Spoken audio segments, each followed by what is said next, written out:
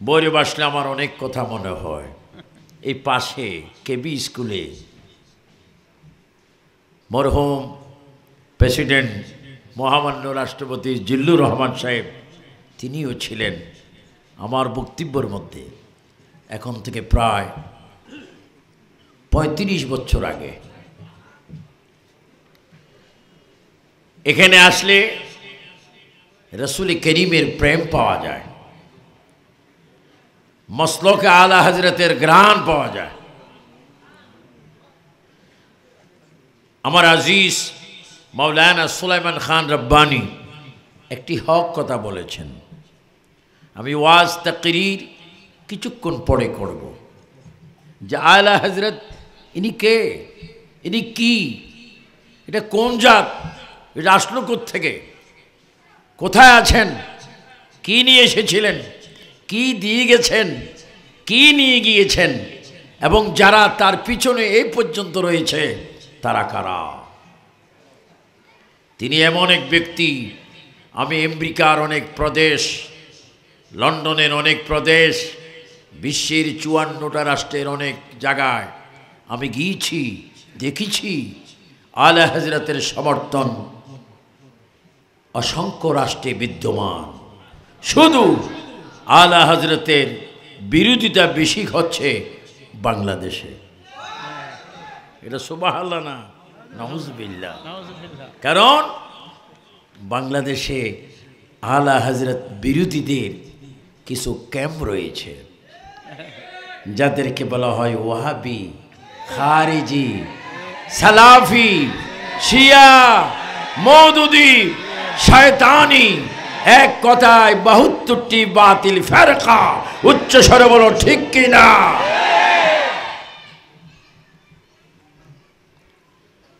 কারণ আলা হজরত বিরোধী পৃথিবীতে কিছু তাজা তাজা শয়তান আছে, এর মধ্যে আমার দেশের ভিতরেও কিছু আছে যারা কোনো হজরত চিনে না, নিষ্কও চেনে না, অবশ্যই জাহান্নামে যাওয়ার আন্দোলনের পথে রয়েছে।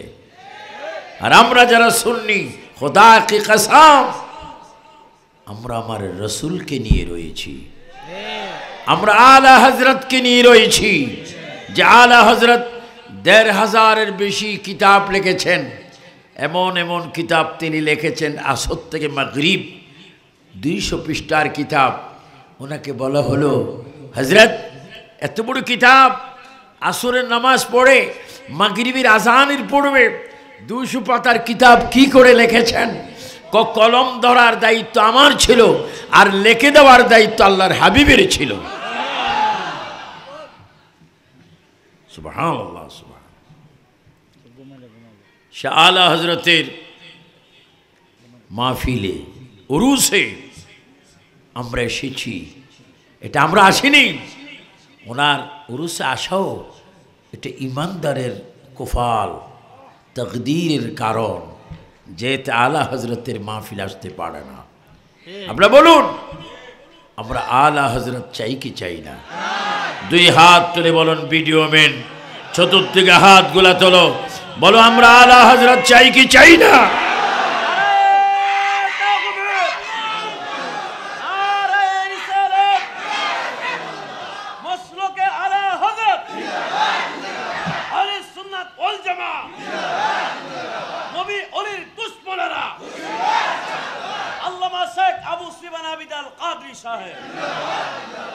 তিনি কেমন আলা হজরত?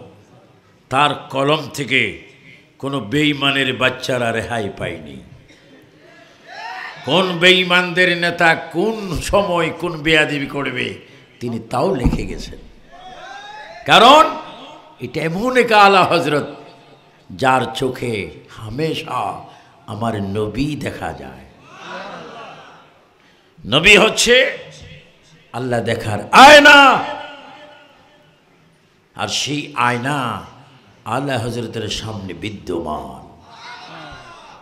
তিনি এমন এক আলা হজরত, তিনি বলেন প্রতিদিন আমি আমার পেয়ারা হাবিবকে দেখতাম।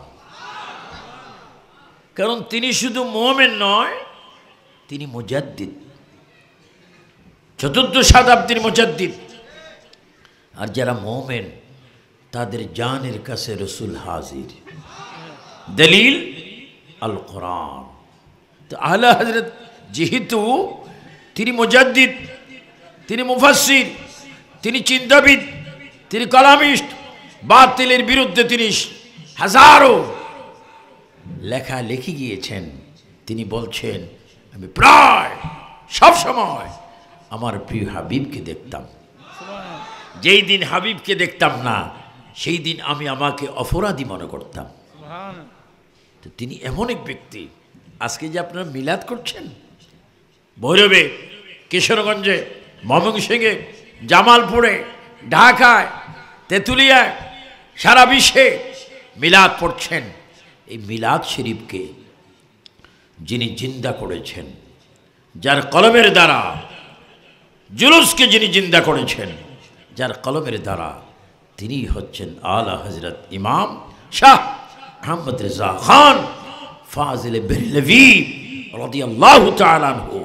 যান বেরলি শরীফ আলা হযরতের মাজারে, দেখবেন তার মাজারে মনে হয়, কবরে মনে হয় এখনো যেন দুরূদ শরীফের আওয়াজ শোনা যায়।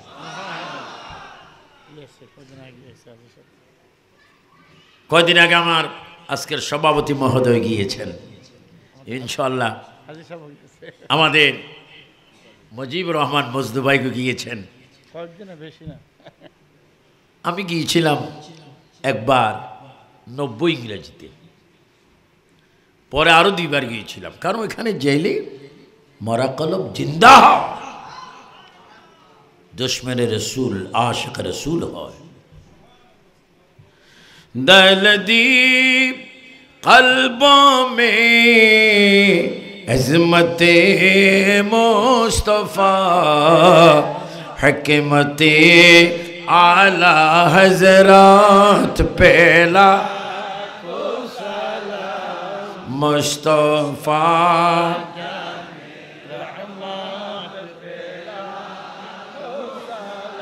शम्ए बज में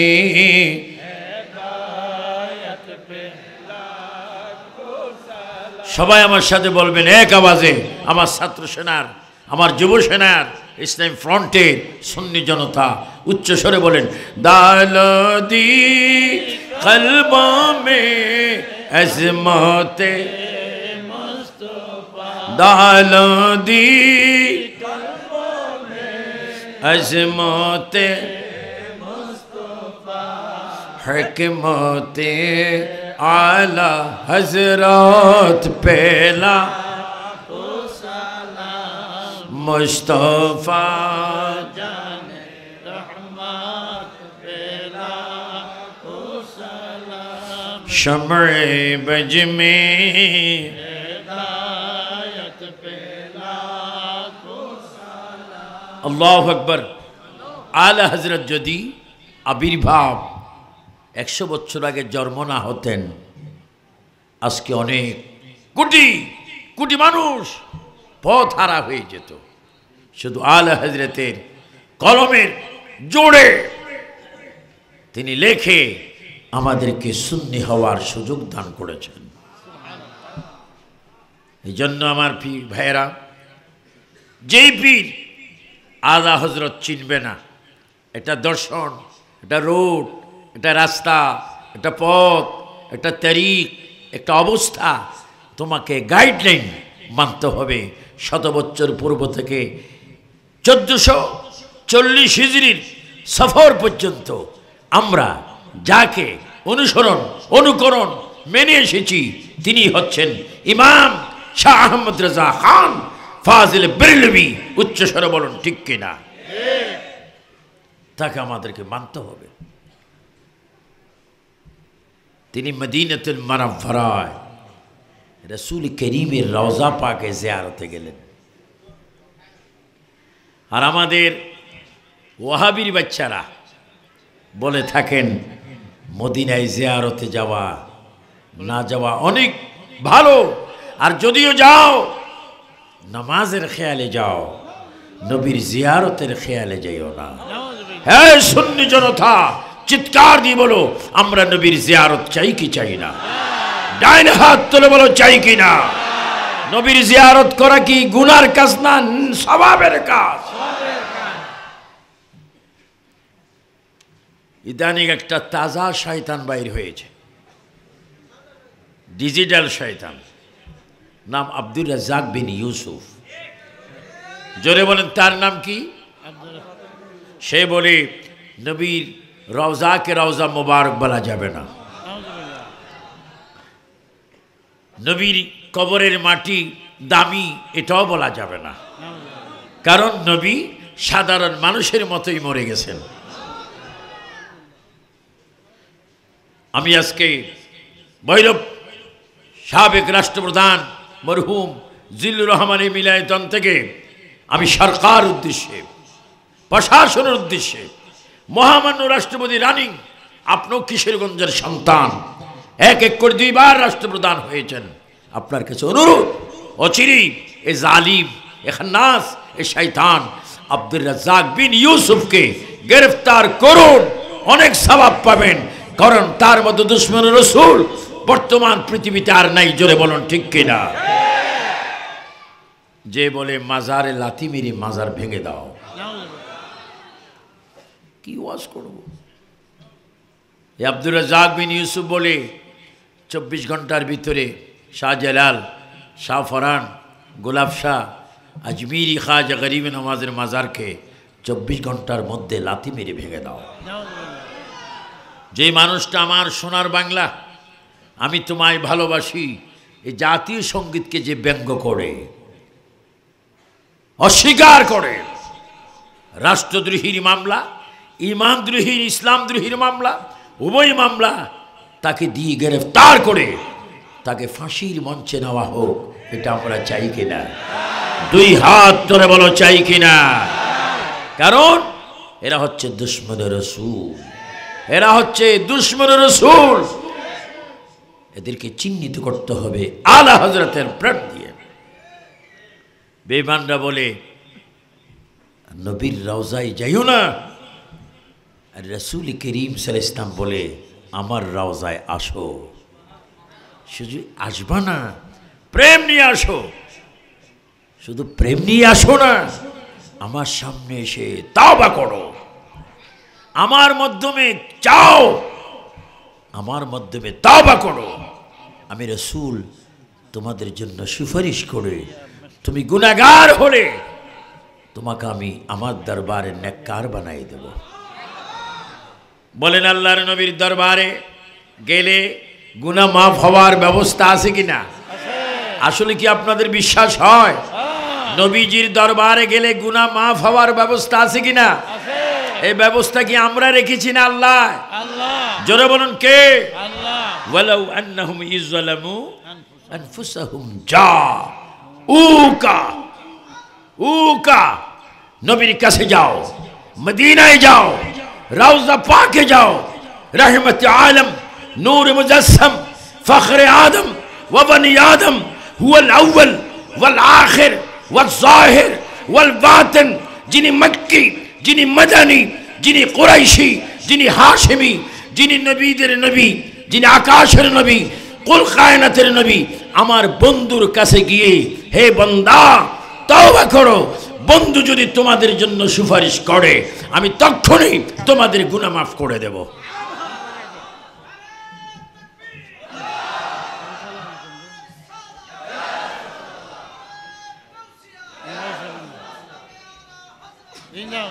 বলুন আপনাদের নবীজির দরবারে যাওয়ার ইচ্ছা আছে কিনা? এই ইচ্ছার উপর আর কোনো ইচ্ছা থাকতে পারে? মদিনা, সবাই 3 বার বলুন তো দেখি, মদিনা। আর একটু আসতে বলবেন, জোরে বললে অসুবিধা আছে। এমনভাবে বলেন বাম দুগির 2 আঙ্গুল নিচে লতিফায়ে কলব, এই কলব যেন থরথর করে কেঁপে ওঠে, ময়লা যেন দূর হয়ে যায়। উচ্চস্বরে বলেন মদিনা, আরো জোরে, 2 হাত তোলে, আমরা যাব মদিনা। বলেন যাব, দেখব নবী আছে কোথায়? এখানেও নবী আছে কিনা? এ ক্ষমতা নবীকে দিয়েছেন কে? আলা হজরতের বেশি প্রয়োজন। তুমি নামাজ পড়লে নামাজ হবে না যদি তুমি নবীকে নামাজে হাজির না মানো। এক বেঈমানের বাচ্চা ইসমাইল দেহলভি সে লেখে গীত রসুলের খেয়াল যেন নামাজে না আসে। জানার খেয়াল উত্তম, তবু যেন নবীর খেয়াল না আসে। আবার এদেরকে যারা মানে এরা কখনো সুন্নি হতে, জোরে বলেন সুন্নি হতে। আমাদের কাছে কি পীর সাহেবের দাম বেশি না নবীর প্রেম বেশি? ওই পীর ভালো যেই পীর নবীওয়ালা, ওই পীর অসৎ যে শয়তানওয়ালা। উচ্চস্বরে বলো, আমরা কি নবীওয়ালা না শয়তানওয়ালা? এই আওয়াজটা আরো জোরে হবে, কি ওয়ালা? নবীর খেয়াল নামাজে আসতে পারবে না। আলা হযরত ইমাম আহমদ শাহ আহমদ রেজা খাঁ ফাজিল বেরলভি রাদিয়াল্লাহু তাআলা আনহু মদিনা পাকে গেলেন। কি সুন্দর কিসমতওয়ালা ওলি, কি সুন্দর বংশ, কি ইশক, যার প্রেম মনে হয় মুহূর্তে মুহূর্তে রসুল দেখা যায়। ইমাম আহমদ রেজা খান ফাজিল বেরলভি নবীজি রওজা পাকে গেলেন। নবীজি রওজা পাকে গিয়ে তিনি এই কোরআনের আয়াতটা পড়তে লাগলেন, ইন্নাল্লাহ, সবাই একটু জোরে বলবেন, ইন্নাল্লাহ ওয়া মালাইকাতাহু ইউসাল্লুনা আলান নবী ইয়া আইয়ুহাল্লাযীনা আমানু সাল্লু আলাইহি ওয়া সাল্লিমু তাসলিমা। আলা হযরত বলেন, ইয়া রাসূলুল্লাহ, আপনি ওই রসুল, ইয়া রাসূলুল্লাহ, আপনি ওই হাবিব, আপনি ওই নবী যার উপর আল্লাহর করুণা, রহমত, বরকত, নিয়ামত সব কিছু দিচ্ছেন। আল্লাহ রহমত দিচ্ছেন, আপনার উপরে দুরূদ শরীফ পড়ছেন, রহমত দিচ্ছেন, ফেরেশতাও পড়তেছেন, মুমিনরাও পড়ে। আমি এখন চোখে দেখতে পাচ্ছি আপনার রওজার চতুর্দিকে ৭০,০০০ ফেরেশতা আপনাকে সালাম দিচ্ছে। হাদিস, ফজরের আজান শেষ হলে মাগরিবের আজান শুরু হওয়া পর্যন্ত রাসূল করিম সাল্লাল্লাহু আলাইহি ওয়াসাল্লামের রওজা পাকে ৭০,০০০ ফেরেশতার আগমন হয়। কয় হাজার? কখন? ফজরের আজান শেষ হতে মাগরিবের আজানের শুরু পর্যন্ত। আবার মাগরিবের আজান শেষ হওয়া মাত্র ফজরের আজান শুরু হওয়া পর্যন্ত দিনে ৭০,০০০, রাত্রে ৭০,০০০, ১,২৪,০০০ ফেরেশতা নবীজি রওজা পাকে এসে নবীজি রওজা তাওয়াফ করেন। আজকে যে ৭০,০০০ গেল, কিয়ামতের আগে আর তারা আসার সুযোগ পাবে না। আর যারা গেল কিয়ামতের আগে এক গ্রুপের সাথে আরেক গ্রুপের সাক্ষাৎ হবে না। এইভাবে ৭০,০০০ ফেরেশতা দিনে রাত্রে প্রতিদিন আসতেছেন। আলা হযরত বলে, আমি জিয়ারতে এসে নিজের চোখকে দেখতে পেলাম ৭০,০০০ ফেরেশতা প্রাণ ভরে ভরে দুরূদ শরীফ পড়ে নবীর তাওয়াফ করছে। আল্লাহ আল্লাহ আল্লাহ। সেই চোখ তুমি সংগ্রহ করো। যেই চোখে ময়লা দেখা যায়, যেই চোখে সিনেমা দেখা যায়, যেই চোখে ইয়াবা পেন্সিডেল দেখা যায়, যেই চোখে বেগানা মহিলাদের চেহারা দেখা যায়, এই চোখে নবী দেখা বড় সম্ভব নয়। ওই চোখে তুমি নবী দেখতে পাবে যেই চোখ কোরআনের আয়াত দেখে, মা বাবার খেদমতের চেহারা দেখে, যেই চোখে ওলি আল্লাহ হক্কানি পীর মুর্শিদ দেখে। খোদাকে কসম, জীবনে একটিবার হলো ওই চোখের মধ্যে আমার নবী দেখা যায়। ৩ বার বলুন ইয়া রাসূলুল্লাহ, আরো জোরে মোহাব্বতে বলো, আমরা নবী দেখতে চাই কি চাই না? নবী দেখতে হলে প্রার্থনা করতে হবে কার কাছে? আলা হযরত বলেন, আমি ফেরেশতাদের দৃশ্য দেখতেছি, নবীর উপর দরুদ শরীফ পড়ছেন। তার চোখটা কেমন চোখ? যারা নবী দেখে ফেলেন অবশ্যই তারা ফেরেশতা দেখবেন। নবী তো অনেক বড় নিয়ামত। কেমন নিয়ামত? सारे ऊंचों से ऊंचा समझिए जैसे है वो ऊंचे ऊंचा हमारा नबी। अल्लाह आला हजरत এটা কি? যিনি নবীদের উপরে নবী, যিনি রসুলদের উপরে রসুল, যিনি এমন এক ব্যক্তি কিয়ামত নৌ ফলক মেরাজু আম্বিয়াও আউলিয়া मोहताज, जार दरबारेर मोहताज औली केराम साहबाए केराम अम्बी केराम तिनी हच्छेन आमार नबी। और सेई नबीके आला हजरत निजेर चक्षु मुबारके देखतेछेन। आला हजरत सेखाने गिये आयातटा पढ़लेन। आमी आमार सुन्नी भाईदेर प्रति आकुल आवेदन, यदिओ कखनो আল্লাহ পাকের দয়ায় রসুল করিমের নজরে করমে মদিনা পাকে যাওয়ার সুযোগ হয়, এই আয়াতটা বেশি বেশি পড়বেন। ইন্নাল্লাহ ওয়া মালাইকাতাহু ইউসাল্লুনা আলান নবী ইয়া আইয়ুহাল্লাযীনা আমানু সাল্লু আলাইহি ওয়া সাল্লিমু তাসলিমা। আয়াতটা বেশি পড়বেন। আলা হযরত বলেন, এই আয়াতটা পড়ে নবীজির চরণে আমি চক্ষু খুলে এইভাবে আমি সালাম দিচ্ছি, ইয়া নবী আপনি তো মুমিনের জীবনের কাছে, নবী গো আমি তো আপনার কাছে। ইয়া রাসূলুল্লাহ আমি তো আপনার চরণে, ইয়া রাসূলুল্লাহ আমি আপনার কদমে। যেই কদমে আবু বকর, ওমর, ওসমান ও আলী ছিলেন, যেই কদম ইমাম শাফি, ইমাম মালিক, ইমাম হাম্বল ছিলেন, ইয়া রাসূলুল্লাহ যেই কদমে আপনার নাতি ইমাম হাসান ছিল, হুসাইন ছিল, আহলে বায়াতগণ ছিল, যেই কদমে দাঁড়িয়ে খাতুনে জান্নাত ফাতেমা কাঁদতো, ইয়া রাসূলুল্লাহ অবিকল কদমে আমি দাঁড়িয়ে আছি। নবী গো আপনি কি আপনার গোলামকে একটু দেখা দিবেন না?